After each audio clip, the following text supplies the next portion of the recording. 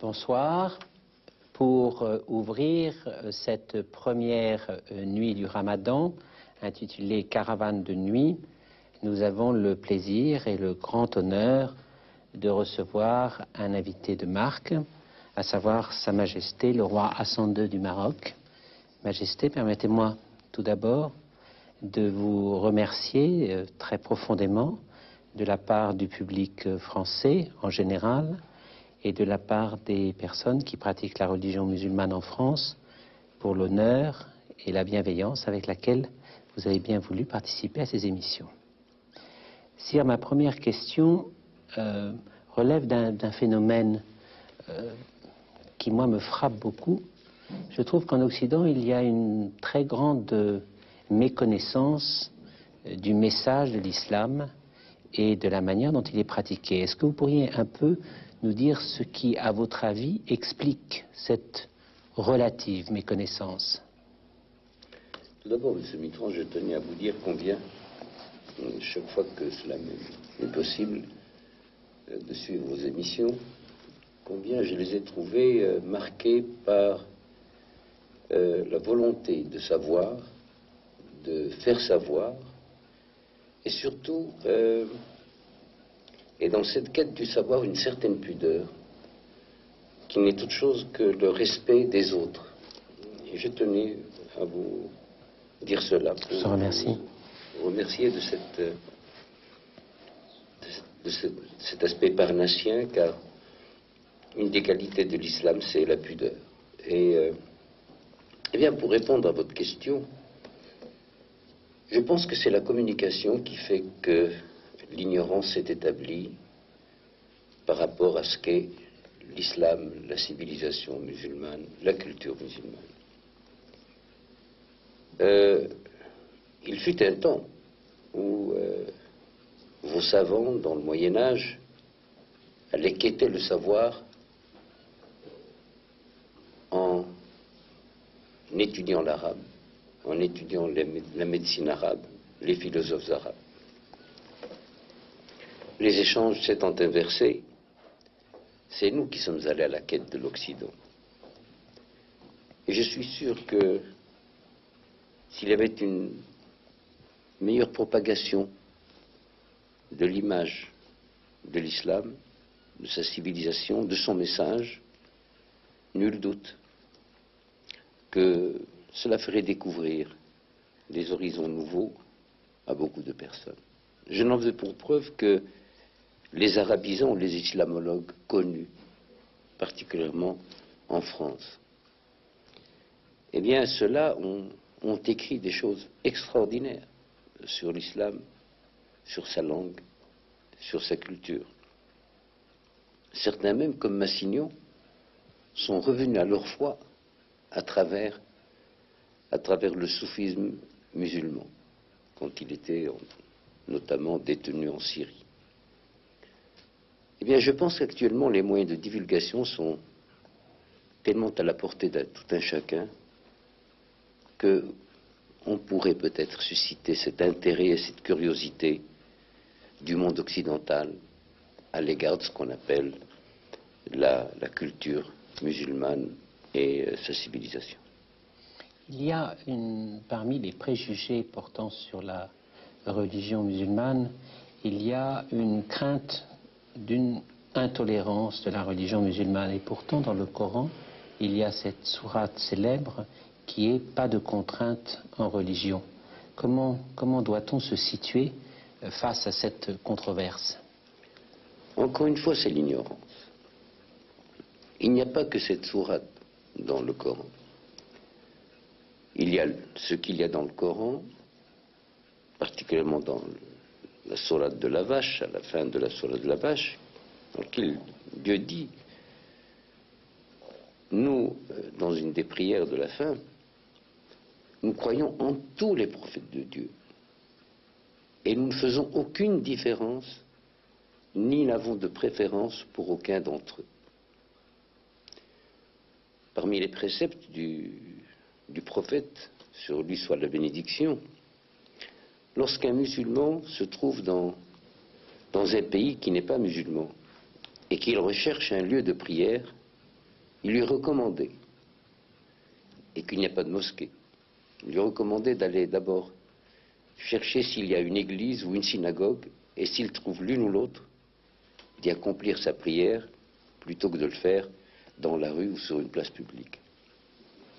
Je pense que l'ignorance ne peut amener avec elle, dans son courant, que l'intolérance. Du reste, le mot générosité, qui s'employait au XVIIe siècle, avait vraiment ce sens-là. Quand on disait d'un homme qu'il est généreux, ça voulait dire qu'il donnait intellectuellement, mais qu'il acceptait aussi intellectuellement et sentimentalement. Je pense qu'il n'y a pas de dilemme. Il y a encore une fois une ignorance. Est-ce qu'il ne faut pas beaucoup se méfier d'un sens quelquefois dévoyé des mots, qui est un parallèle de l'ignorance? Par exemple, nous entendons souvent dans la presse en Occident utiliser le terme « les fondamentalistes » et pour désigner en fait des mouvements qui, à mon sens, dévoient le message de l'islam. Est-ce que je me trompe? Comment peut-on utiliser ce terme fondamentaliste que l'on entend si souvent? Eh bien, la langue française a cette chance, c'est qu'elle a deux mots pour parler de ce phénomène. Vous avez le mot fondamentaliste et intégriste. Nous, au Maroc, nous sommes fondamentalistes. C'est-à-dire que nous sommes restés à l'état le plus près des fondements de la religion musulmane. Mais nous ne sommes pas des intégristes. Par contre, en anglais, il n'y a que le mot fondamentaliste. Il n'y a pas le mot intégriste et fondamentaliste. Les intégrismes, il y en a dans toutes les religions. Et chez nous, il y a un hadith du prophète qui dit: la religion est facile, n'en faites point quelque chose de difficile, car si vous veniez à la suivre à la lettre, elle vous vaincrait à la fin.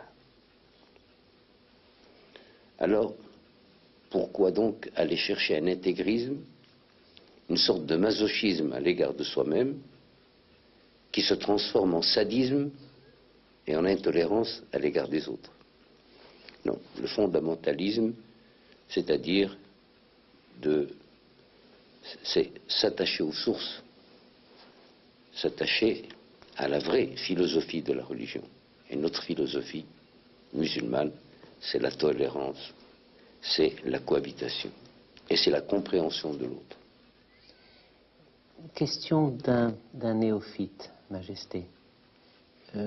J'ai récemment voyagé beaucoup en Extrême-Orient. Oui. Et j'ai été très frappé de voir que dans des sociétés polythéistes, voire même qui adorent des dieux empruntés à la nature, on trouvait des personnalités d'une très grande élévation morale, des philosophies remarquables. Est-ce que la religion est par essence monothéiste, ou est-ce que l'on peut admettre que le besoin de Dieu, la recherche de Dieu, est en elle-même suffisamment intéressante pour que l'homme s'anoblisse dans cette recherche? Dans la religion musulmane, comme dans la religion chrétienne, comme dans la religion hébraïque, la recherche du perfectionnement vers la connaissance de Dieu n'est pas interdite, bien au contraire, elle est encouragée. Mais elle ne saurait être que pour mieux connaître l'être unique, le Dieu unique. Ce qui caractérise les trois religions révélées, c'est d'abord que sur le plan de la concaténation historique, elles descendent toutes de par leur prophète d'Abraham, et qu'elles sont pour le Dieu unique. Mais le Dieu unique n'est pas un Dieu inique. Il vous permet de le rechercher, en plus que dans les livres sacrés, d'aller à sa recherche dans l'univers, dans tout ce qu'il a créé. Et je pense qu'il n'y a pas de contradiction entre la recherche de Dieu dans les livres saints et la recherche de Dieu dans l'univers, bien au contraire. On adore Dieu, on contemple Dieu dans ce qu'il a créé. Mais il est certain que aller à sa recherche par des pratiques polythéistes et non monothéistes serait, à mon avis, une hérésie impardonnable de la part de ces trois religions. Bien sûr. Ce matin, à la télévision, je voyais l'abbé Pierre. Et j'étais très frappé par la... Que j'ai connu. Par la qualité. Vous l'avez connu? Je l'ai connu. Connu il y a de cela à peu près 35 ans. Quand il était député, Quand il était député. Et déjà agitateur pour la cause du bien. C'est un problème. Il demeure vigoureux encore, très Extraordinaire, vigoureux. extraordinaire. Est-ce qu'un homme comme ça intéresse le pratiquant que vous êtes, sire? Ah, mais naturellement, non seulement il m'intéresse, mais je le suis. Je le suis dans toutes ses émissions, dans toutes ses actions, car en définitive, qu'est-ce qu'il prêche? Il prêche la vigilance. Il ne faut pas s'endormir. Il prêche le fait d'être présent avant que l'événement ne survienne. Il prêche la connaissance poussée au maximum des besoins dans lesquels peut se trouver le nécessiteux. Il prêche le combat constant pour l'amélioration de la condition humaine. Tout cela, ce sont des principes traditionnellement, historiquement, les principes de nos trois religions. Il le fait à sa façon, le style étant l'homme, toujours aussi vigoureux, la répartie toujours aussi rapide, le mot exact qui fuse quand il le faut. Je dois dire que j'envie l'abbé Pierre, à son âge, d'avoir une telle vigueur. Dans le cadre du dialogue fraternel que vous avez engagé avec les pratiquants d'autres religions, vous avez reçu le pape. Oui. C'est une image très forte pour nous, occidentaux. Est-ce que vous pourriez nous dire encore pour quelle raison vous avez fait cela et comment vous avez mesuré l'impact symbolique de cette image? Parce que dans le Coran, il est dit que Jésus, sur lui soit la bénédiction, est le souffle et le verbe de Dieu. Le pape, représentant en sa personne tous ceux qui sont rattachés à la religion révélée par Jésus. Le descendant du prophète, commandeur des croyants, le croyant que je suis en tant qu'individu, ne pouvait que retourner aux sources en rencontrant un autre chef spirituel. Et ce n'était pas la première fois de ma vie que j'ai rencontré un pape. Ça a été avec Pie XII, le premier que j'ai vu. Puis ensuite, j'ai rencontré le Saint-Père 2 fois. Une fois à Rome, au nom du comité de l'Al-Quds de Jérusalem, et une fois lorsqu'il nous a fait le grand privilège de venir en terre d'islam se mêler à ses frères en Dieu. Ce qui était très frappant, sire, c'est qu'on voyait beaucoup de monde dans la rue. Ah oui, ça, il y avait énormément de monde, justement. Ceci est dû au fait que nous avons côtoyé beaucoup de chrétiens, qu'ils soient catholiques ou protestants. Enfin, ceci est une querelle interne. Nous avons côtoyé beaucoup de chrétiens. Nos maîtres, certains de nos maîtres étaient des chrétiens, nos médecins étaient des chrétiens. Donc, aller à la rencontre du chef des chrétiens, des catholiques, n'était pas quelque chose de nouveau pour nous. Et puis, il est certain que la personnalité du pape elle-même est une personnalité très attachante. jamais un pape n'a autant fait, excusez de cette expression, autant fait la une des journaux ou des magazines comme l'a fait le pape Jean-Paul II.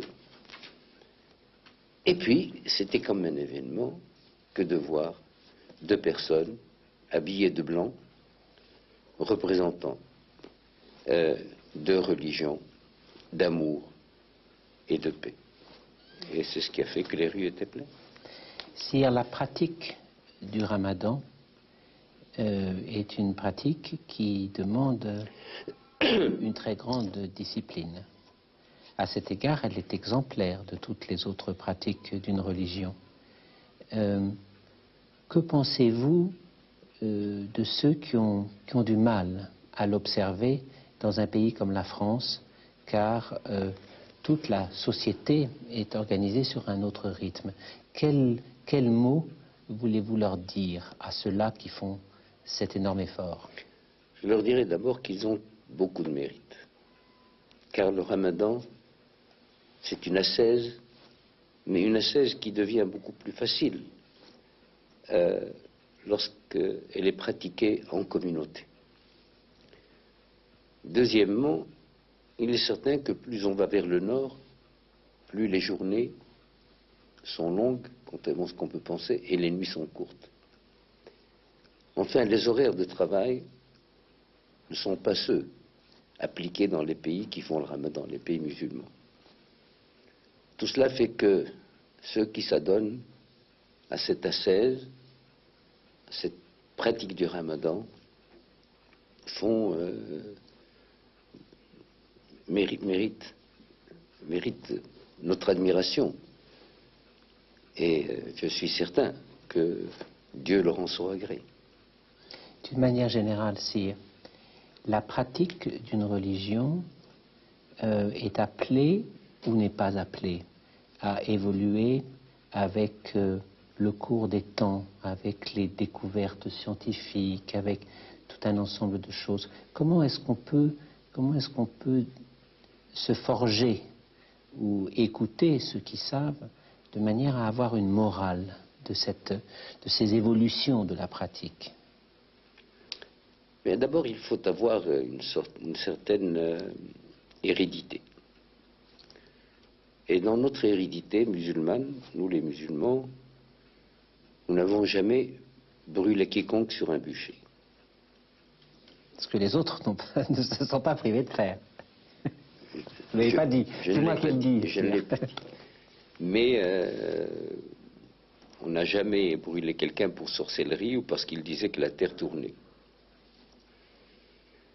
Donc, nous sommes ouverts de nature.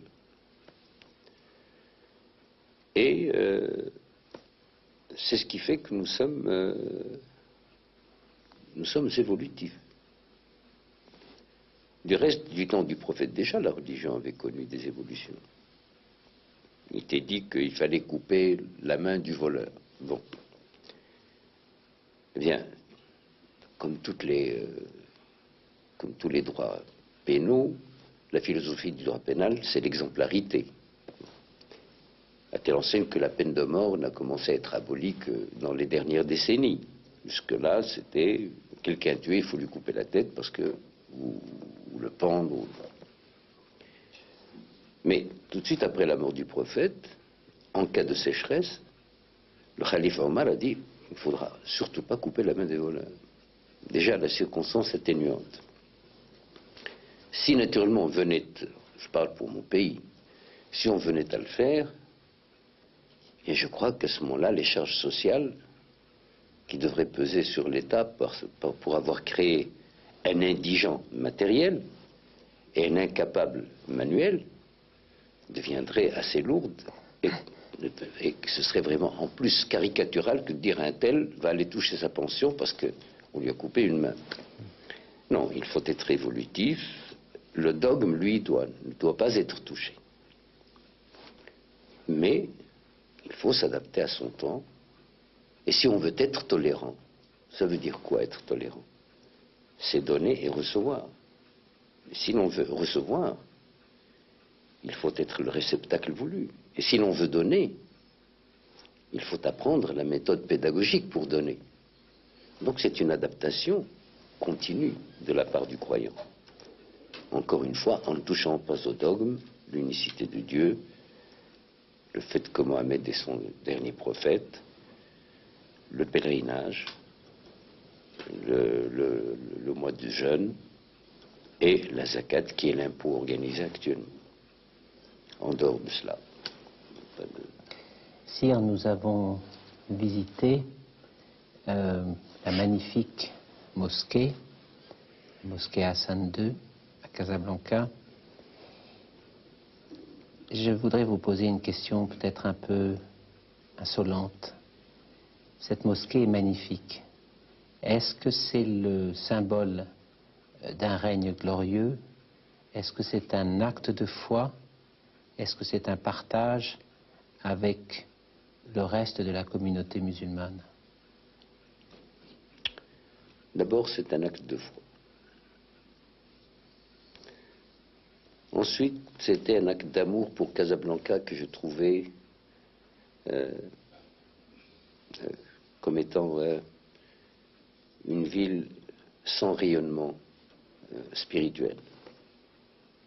Enfin, c'était un acte de nationalisme, car je voulais montrer, pour maintenant et pour les siècles à venir, que le Maroc est un pays qui continuera toujours, avec l'aide de Dieu, à représenter à la fois ce qui est traditionnel, ce qui est constant, tout en acceptant les techniques les plus modernes et en faisant de ce mélange ce qui a toujours caractérisé le Maroc, à savoir d'être un trait d'union, non seulement entre l'Orient et l'Occident, mais entre hier, aujourd'hui et demain. Voilà ce qui m'a poussé à faire. Merci, Sire. Juste avant de nous séparer, est-ce que vous pourriez dire un mot à tous ceux qui vous regardent, marocains, pratiquants de la religion musulmane, français, tous ceux qui sont restés devant leur poste de télévision et qui attachent beaucoup d'importance à cette série d'émissions et beaucoup d'importance, bien sûr, au préambule que vous venez de leur donner?